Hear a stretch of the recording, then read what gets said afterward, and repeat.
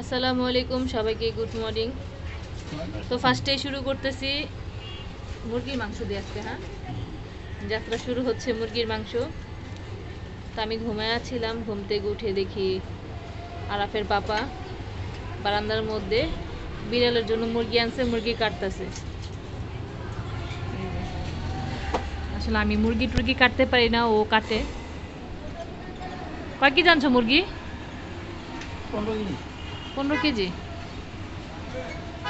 তো যাই হোক, মাশাল্লাহ আমার বিড়ালের খাবার হয়ে গেছে, এখন চিন্তা নেই। কালকে অনেক চিন্তা ছিল যে বিড়ালের খাবার শেষ, বিড়াল কি খাবে।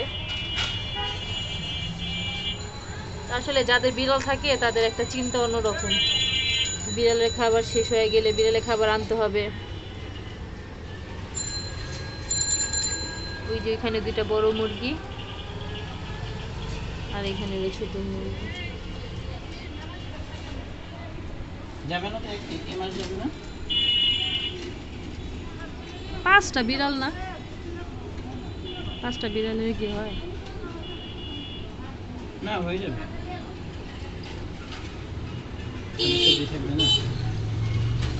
নেই বড় 2 টাকা বিক্রি হবে। তারপরে চিন্তা নাই তোমার, বিড়ালের খাবার এসে পড়ছে। ওইটা তো আসামি, এই বড় 2 টাকা বিক্রি হবে। যাই হোক, সবাই মাশাল্লাহ বলবেন, কেউ নজর দিবেন না। সবাই বলবেন মাশাল্লাহ, বিড়ালের খাবার এতগুলো আনছে।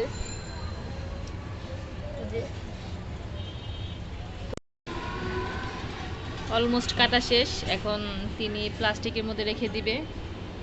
এটা তো একদিনে সব খাওয়ানো হবে না, ফ্রিজে রেখে রেখে খাওয়াতে হবে।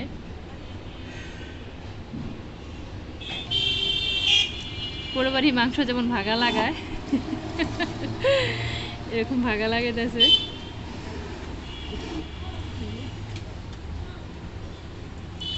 এখানে আরো আছে। তো যাই হোক, সবাই আমাদের জন্য দোয়া করবেন, আর আমার বিড়ালের জন্য দোয়া করবেন যাতে ওরা ভালো থাকে, সুস্থ থাকে।